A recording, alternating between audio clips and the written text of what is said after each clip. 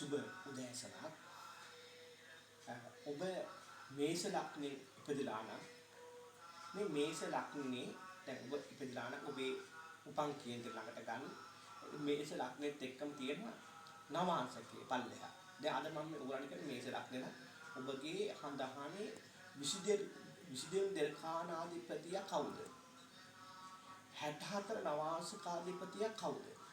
දැන් හිතන්න මෙහෙම මේෂ ලග්නේ වුණාම දැන් අපි දැන් ඉඳන් කියන ඕගලන්ට එකේ මෙයා දෙකේ මෙයා තුනේ මෙයා දැන් හිතන්න මේ ලග්න එක දැන් මේ ලග්නේ බලන්න මෙතන දැන් මෙහෙම මේෂ ලග්නේ තියෙනවා කියන්නේ දැන් මෙතන අපි මේ පළවෙනි කොටුව ඊට අපි කියන පළවෙනි කොටුව එහෙනම් පළවන භාවය ඊට පස්සේ මේ 1 මේ 2 3 4 5 6 7 8 9 10 11 12 එතකොට දැන් ඕගොල්ලෝ දන්නවා ලග්න 12ක් මේෂ උෂභ මිථුන කටක සිංහ කන්‍යා තුලා වෘශ්චික ධනු මකර කුම්භ මීන.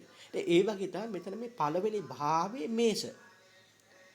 ඉතින් මෙයා දෙක කිව්වම උෂභ, තුන කිව්වම මිථුන, හතර කිව්වම කටක, පහ කිව්වම සිංහ, කන්‍යා තුලා වෘශ්චික ධනු මකර කුම්භ මීන. අර ලග්න 12 වගේ මේක භාව 12කට වෙන් කරලා තියෙනවා.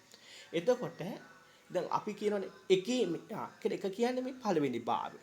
මේ දෙවෙනි භාවය, මේ තුන්වෙනි භාවය, මේ හතරවෙනි භාවය, මේ පහ, මේ 6, 7, 8, 9, 10, 11, 12 ඔහොම අපි කියන 12 මෙයා. ඔහොම කියලා කියන්නේ. දැන් බලන්න මේ පැත්තට තමයි අපි මෙහෙමම තවම මේ පැත්තට තමයි අංක කරන්නේ. හරිද?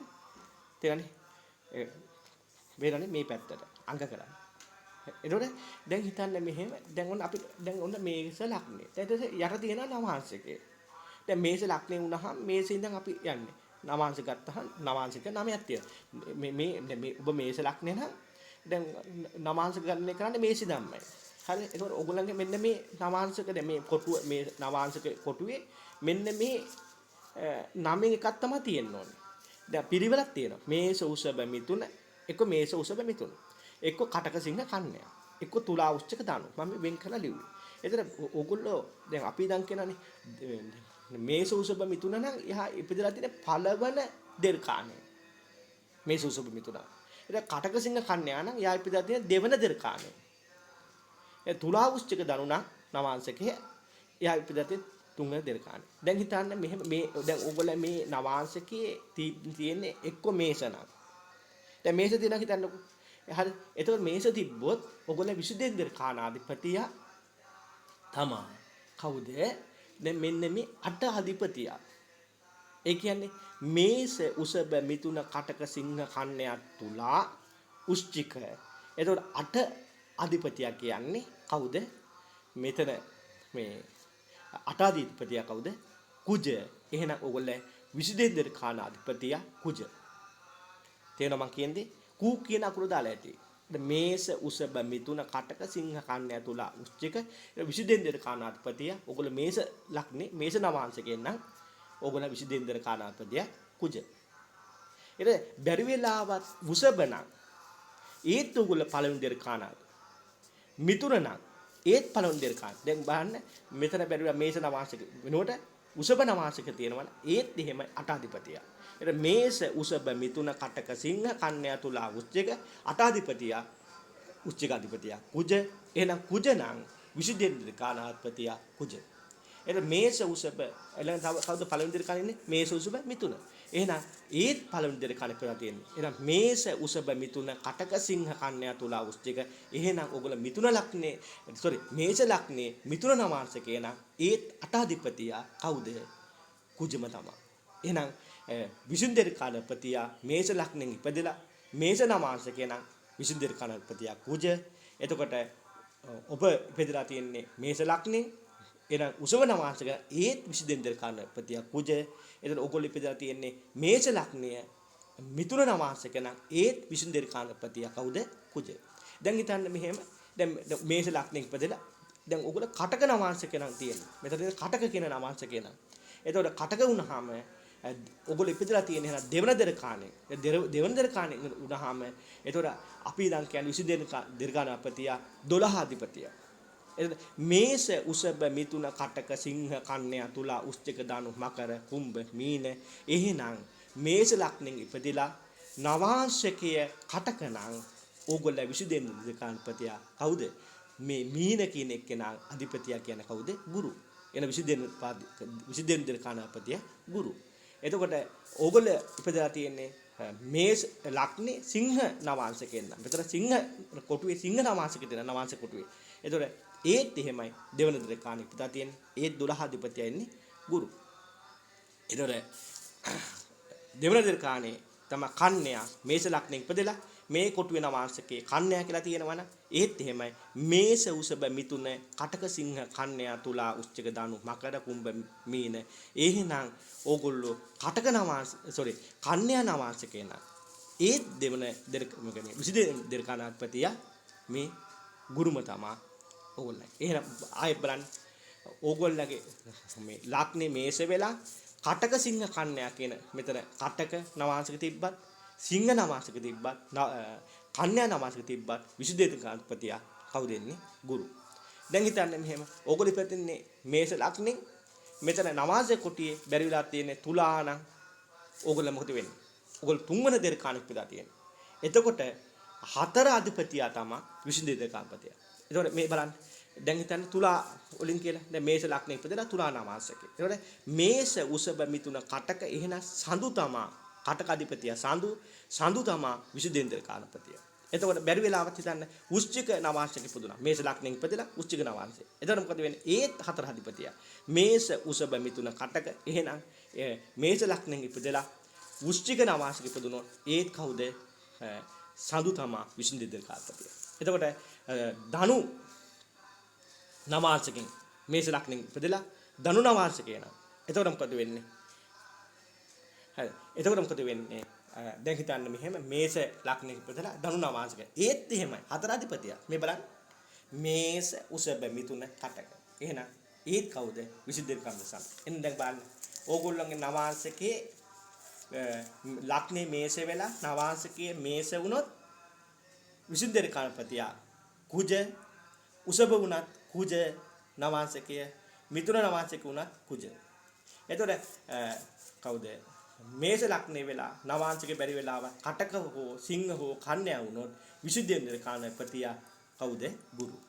එතකොට තුලා උච්චක ධනු වුණොත් 22 දෙකාණාධිපතියා මේස ලග්නේ වෙලා තුලා උච්චක ධනු වුණොත් 22 දෙකාණාධිපතියා කවුද? සඳු. තේරුණාද? දැන් හිතන්න මෙහෙම ඔන්න ඔහොම තමයි 22 දෙකාණාධිපතියා හොයාගන්න. දැන් ඔයගොල්ලෝ ජම්ම කේන්දරේ ඔයගොල්ලෝ දාගන්න 22 දෙකාණාධිපතියා කවුද කියන එක.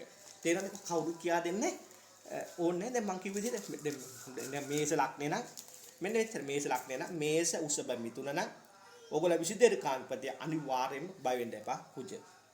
එතකොට මේස උසබ මිතුන ඊළඟට දෙවන දෙකාණ්ටයි කටක සිංහ කන්‍යා. එහෙනම් ඒගොල්ලෝ නම් 22 දෙකාණාධිපතියා ගුරු. එතකොට බැරි වෙලාවත් ඕගොල්ලන්ගේ තුලා වෘශ්චික ධනුනා නවාංශක මේස ලග්නේ වෙලා තුලා වෘශ්චික ධනුනා ඕගොල්ලන්ගේ 22 දෙකාණාධිපති සඳු. තේරෙනවද? එතකොට මේක මත තියාගන්න. දැන් මේ දැන් ලග්න එක අපි ගණනය කරන්නේ මෙහෙ විදිහට. මේස ලග්න මේ 1 2 3 කියලා කියන්නේ මේ පළවන භාවයේ එම්ත පළවන කොටුව 1 2 3 4 5 6 7 8 9 10 11 මෙහෙම තමයි ගන්න එක. දැන් උඩට අපි දැන් කරන්නේ ඔක එකේ කවුද ඉන්නේ කියලා අහනවා. දෙකේ කවුද ඉන්නේ කියලා අහනවා. තුනේ කවුද ඉන්නේ කියලා. මේ විදිහට තමයි යන්නේ. හරි. ඒතර මේක ඉස්ලාම් ඔළුවට දාන්න. දැන් ඒක බලමු 64 නමාංශකාධිපතියා. ඔබ මේස ලග්නේ වෙලා ඔබ මේස ලග්නේ වෙලා 64 නමාංශකාධිපතියා. දැන් හිතන්න මේ ඔබ මේස ලග්නේ වෙලා 64 නමාංශක. දැන් ඒකට 64 නමාංශකාධිපතිය කියලා කියන්නේ මේ 8ෙන් තමයි ගන්න එකන්නේ. හරිද? එතකොට මේස උසබ මිතුන කටක සිංහ කන්‍යා තුලා උච්චික. ඒක උච්චික වුණාම හරි දැන් මෙතන උන ගත්තා උච්චික. හරි. දැන් උච්චික වුණාම අපි ගණනය කරන්නේ මොකක් ඉඳන්ද? හරි. උච්චික වුණාම අපි ගණනය කරන්නේ කටක ඉඳන්. හරිද? ඒක මම පසුව කියන්නම් ඇයි එහෙම වෙන්නේ කියලා. හරිද? එතකොට මේස උසබ මිතුන කටක සිංහ කන්‍යා තුලා උච්චික වුණාම කටක ඉඳන්. දැන් එතකොට බැරි වෙලාවත් ඔබ මේස ලග්නෙන් ඉපදෙලා මේස නවාංශකේ නම්. හරිද? එතකොට දැන් අපි ගණන් කරනකොට දැන් ඔන්න කටකින්දන් ගන්න. එතකොට එහාට අයිති වෙන්නේ දැන් කටකින්දන්නේ. දැන් කටක සිංහ කන්‍යා තුලා වෘශ්චික ධනු මකර. ඒ කියන්නේ කටක සිංහ කන්‍යා තුලා වෘශ්චික ධනු මකර කුම්භ මීන. එතකොට ඕගොල්ලෝ බැරි වෙලාවක් දැන් ඉපදලා තියෙන්නේ. මේෂ ලග්නේ මේෂ නමාංශයකට පළවෙනි නමාංශකේ මෙයාගේ. කියලා අපි ගන්නෙ. එතකොට එහෙම වුණොත් 64 නවාස්කාධිපතිය මේස උසබ මිතුන කටක සිංහ කන්‍යා තුලා වෘශ්චික. එතකොට කවුද? සඳු. එතකොට උසබන. එතකොට දෙවන නවාංශකේ. දැන් මේ නවාංශක ගත්තොත් එහෙම දැන් මේ පළවෙනි නවාංශකේ මේ දෙක නවාංශක තුන්වෙනි නවාංශකේ මේ හතරවෙනි නවාංශකේ මේ පස්වෙනි නවාංශකේ මේ හයවෙනි නවාංශකේ මේ හත්වෙනි නවාංශකේ මේ අටවෙනි නවාංශකේ මේ නවවෙනි නවාංශකේ. එතකොට මම කියන්නේ දැන් මේස උසබ මිතුන කටක සිංහ කන්‍යා තුලා වෘශ්චිකන අපි කටකින් ගන්න කරන්නේ. එතකොට දැන් අර විදිහට තමයි යන්නේ. දැන් හිතන්නකෝ මෙහෙම කටක සිංහ කන්‍යා තුලා වෘශ්චික ධනු මකර කුම්භ මීන. හරි. එතකොට දැන් හිතන්න මෙහෙම ඔන්න දැන් එතකොට ඔයගොල්ලෝ මේෂ ලග්නේ වෙලා උසබ නවාංශකේ නම් එතකොට දෙවන නවාංශකේ එතකොට කටක සිංහ. එහෙනම් සිංහ කිව්වහම සිංහාධිපතිය රවි. එහෙනම් මේෂ ලග්නේ වෙලා ඔබ උසබ නවාංශකේ නම් ඔබගේ 64 නවාංශකේ දීපතිය රවි. තේරෙනවද? එතකොට දැන් ඉතින් මේෂ උසබ මිතුන කටක සිංහ කන්‍යා තුලා වෘශ්චික කටකෙන් ගණන් කරන්නේ. එහෙනම් බැරිලා මිතුන නවාංශකේ නම් එතකොට මොකද වෙන්නේ? තුන්වෙනි නවාංශය ගන්න කටක සිංහ කන්‍යා කියලා ඔයගොල්ලෝ බුද තමයි 64 නවාංශකාධිපතිය.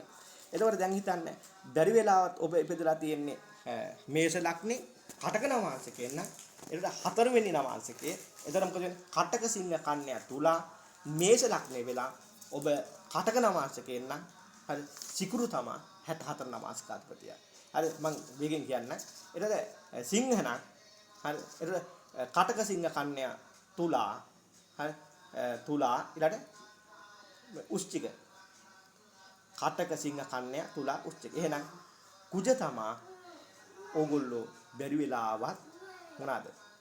පස්වන නවාංශකෙන් ඉපදලා තියෙනවා. ඒ කියන්නේ සිංහ නවාංශකෙ ඉපදලා තියෙනවා නම් වෘශ්චික තමා ඒ කියන්නේ වෘශ්චිකාධිපතිය කුජ තමා 64 නවාංශකාධිපතිය.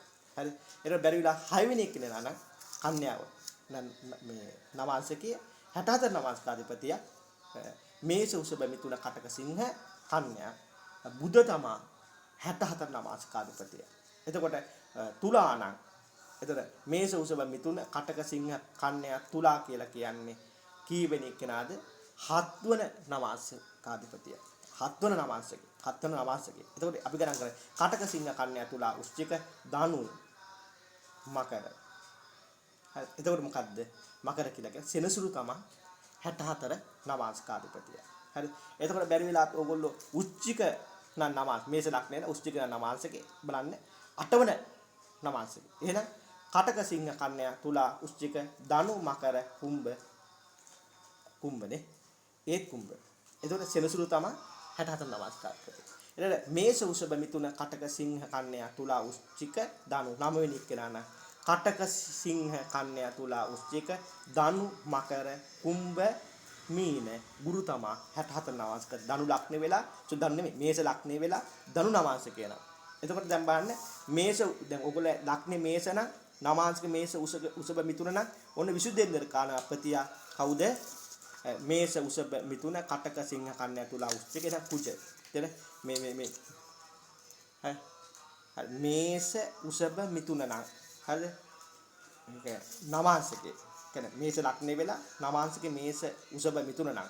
හරි මේෂ උසබ මිතුන කටක සිංහ කන්‍යා තුලා වෘශ්චික.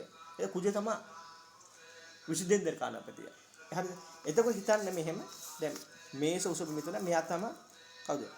විසුද්ධියෙන්දර කාණාධිපතිය කවුද? විසුද්ධියෙන්දර කාණාධිපතිය.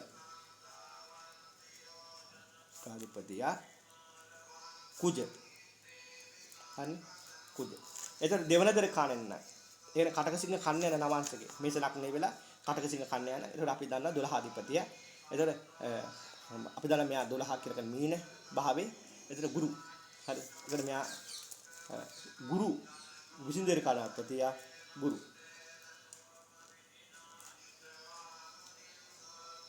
ගුරු.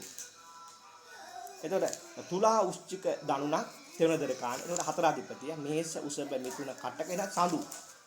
සඳු තමයි 22 කාර්කද. 22 වන දරකාන අධිපතිය කවුද? දරකාන අධිපතිය සඳු. මේ හොඳට මතක ගන්න 22 කාණපති කියන විපත්කාරක. හරි? ඒක නේ මේක අපි හඳුන ගන්න ඕනේ. දැන් හිතන්න මෙහෙම ඔබ දැන් මේස උසබ මිතුන කටක සිංහ කන්‍යා තුලා උච්චක දා. දැන් මෙතන බලන්නකෝ. දැන් මේ මේස ලක්ෂණ වෙලා මේස නමාංශ කරලා අපි 64 බලන්නකෝ. දැන් මේස වල 64 දැන් මේස වල මේස නම් අපි මොකක්ද කරන්නේ මේස උසබ මිතුන කටක සිංහ කන්‍යා තුලා උච්චක කරන කටක ඉඳන් එහෙනම් මෙයාගේ වෙන්නේ මොකද්ද? මේස නම් මේ කියන්නේ 22 කාණපතයක් කුජ එහෙනම් 64 නමාංශකාදීපද 64 නමාංශකාදිය කවුද? මේස නම් හරි කවුද? සඳු. හරි එහෙනම් කටක සිංහ උසබන රවි. හරි කටක සිංහ කන්න මිතුන නම් කටක සිංහ කන්න බුද 64. එහෙනම් මේ කටක සිංහ කන්නයා මෙයාගේ සිකුරු 64 නවාංශකාදීපද සිංහ නවාංශ කියන්නේ බලන්න කටක සිංහ කන්‍යා තුලා උච්චික කුජ 64 නවාංශකාදීපද. එතන කටක සිංහ කන්‍යා කටක සිංහ කන්‍යා තුලා උච්චික ධනු. මෙයා නම් ගුරුනේ 64 නවාංශකාදීපද. එතන කටක සිංහ කන්‍යා තුලා උච්චික ධනු මෙයා නම් සෙනසුරු තමයි 64 නවාංශකෘතිය තුලා නවාංශකුණහම්. එතකොට මෙයාටත් සනිනේ කටක සිංහ කන්‍යා තුලා උච්චික ධනු මකර කුම්භ මෙයා ධනුනොත් නවාංශකයේ මේස ලග්න වෙලා ගුරු තේනද? දැන් ඔබ ලග්නය මේස නම් නවාංශකයේ මේස නම් 22 කාණපතියක් කුජ මේස නම් නවාංශකයේ එතකොට 64 නවාංශක සඳු එතකොට උසබන නවාංශකයේ මේස ලග්න වෙලා නවාංශකයේ උසබන රවි 64 නවාංශකපතිය 22 කමතේ කුජ එතකොට ඔබ මිතුන නම් මේස ලග්න වෙලා මිතුන නම් නවාංශකයේ 22 කාණපතියක් කුජ 64 නවාංශකපතිය මොනවාද බුද. එතකොට දෙවන දරකාණේ ඒ කියන්නේ කටක සිංහ කන්න කටක නම් දැන් මේස ලග්න වෙලා කටක නම් නවාංශකයේ 22 කාණපතිය ගුරු එතකොට 64 නවාංශපතිය සිකුරු. එතකොට ඔබ බැරි වෙලාව ලග්නේ මේසේ වෙලා නවාංශකයේ සිංහ නම් 22 කාණපතිය ගුරු 64 නවාංශපතිය කුජ. එතකොට ඔබ ලග්නේ මේස වෙලා 22 කාණපතිය කියන්නේ නවාංශකයේ කන්‍යා වුණොත් 22 කාණපතිය ගුරු 64 නවාංශකයේ ගුරු. එතකොට ඔබේ ලග්නය මේස වෙලා නවාංශකයේ තුලාන 22 කාණපතිය සඳු එතකොට 64 නවාංශකපතිය සෙනසුරු. එතකොට ඔබේ ලග්නේ මේස වෙලා ඔබේ නවාංශකයේ උෂ්ඨික නම් 22 කාණපතිය සඳු 64 නවාංශකපතිය සෙනසුරු. එතකොට ඔබේ ලග්නය මේස වෙලා නවාංශකයේ ධනු වුණොත් 22 කාණපතිය සඳු 64 නවාංශක ගුරු. දැන් ඔබේ දැන් මේස ලග්නේ ගැන අපි කතා කරන ඕගොල්ලෝ ජම්ම කේන්දරේ 22 කාර්යපතිය කවුද 64 නවාංශකපති කවුද කියලා ඔයගොල්ලෝ දැන් තේරුම් ගන්න තියෙනවා. තේරෙනවද? ඔයගොල්ලෝ ගැටලුවක් නම් මට කෝල් එකක් දෙන්න. මේක කොහොමද? මේස ලග්නේ ගැන අපි මේ කතා කරේ. එහෙනම් බුස්සන්නයි.